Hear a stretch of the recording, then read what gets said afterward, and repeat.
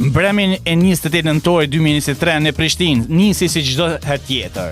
Një familje në vetur, 2 fëmijë në ulës të pasme, një rrugë drejt shtëpisë.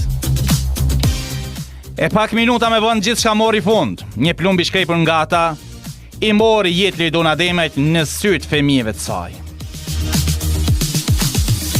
Fillimisht u tha se ishte grabitje, një verzion që për pak ku u besua. Por e vërteta ishte shumë aram dhe gjusë të dashur. E nga dyshimi të një skenari errët, hetimet nisën zbulojnë mos përputhje. Detaje që nuk u përputhshin asesi me një grabitje zakonshme. Shpejt, rasti mori tjetër drejtim. E dyshimet u përqendruan në një vrasje të planifikuar. Sipas deklarimeve, Dorasi kishte pranuar se ishte paguar për krimin, një akt i organizuar, jo spontan. Tronditje me madhe brenda familjes, në qendër të hetimeve doli një emër që vërtet askush se prishte. Ishte bashkëshorti. Prokuroria ndërton një skenar të rënd, vrasja ishte organizuar nga vet Naim Morseli, e maskuar si grabitje. Pagesa për ekzekutim 30.000 euro. 30.000 euro. Por motivi ishte edhe me i ftoftë. Përfitimi financiar nga sigurimi i jetës, siç e quan ata, deri në 850.000 euro. Rasti mori dimension dhe me të rënd kur u bë ditur se Morseli kishte lidhje me sektorin e sigurimit në Saudi. E sipas raportimeve, ai kishte punuar në një kompani të madhe sigurimesh, një fakt që ngriti edhe me shumë dyshime. Njohurimi i sistemin, kuptim të përfitime financiare dhe mundësi për ta shfrytzuar atë. Kjo e bën të skenarin edhe me të besueshëm si plan i menduar e jo impuls. Një tjetër element i fort erdhi nga një avokate nga Saudia, cila dha një verzion tronditës. Nëse vrasja nuk do të zbulohej, bashkëshorti mund të përfitonte deri në 850.000 euro.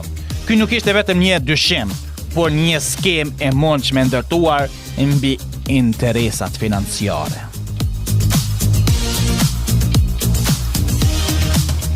Rasti mori për masa ndërkombëtare për shkak se Lidona ishte shtetase suedeze edhe Naimi po ashtu.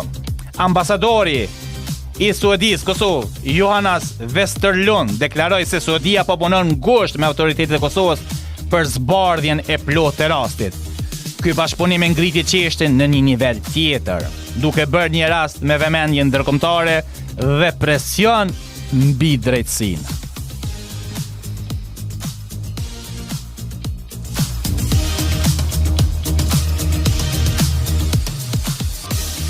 Në gjykat u rindërtua gjithë ngjarja, lëvizjet e të akuzuarve, koordinimi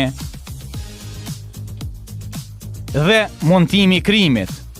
Gjithçka tregon një organizim të qartë, një plan që nuk ishte vetëm rastësi.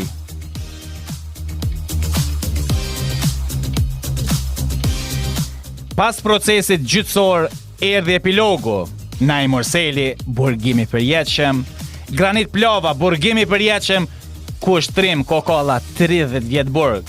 Gjykata e cilësoi si vrasje të rënd dhe të planifikuar. E reagimet nuk munguan. Edhe United Nations, OKB-ja pra në Kosovë e përshëndeti vendimin duke cilësuar si hap drejt drejtësisë dhe duke shprehur mbështetje për familjen. Drejtësia u vendos, por jo ajo që mbetet.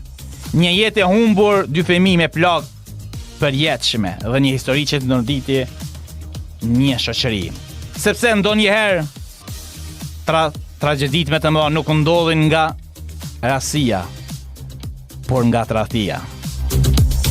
Edhe dëgjues e dashur për ata që nuk e dini, 2 fëmijët e Lidonës pra mbahen nga sistemi social i tonë në Suedi dhe Përsipër e ka marrë një familje suedeze, 2 fëmijët shqiptar pra, me vizitat të një pasnjeshme nga familjarët e Liridonës. Kuptohet.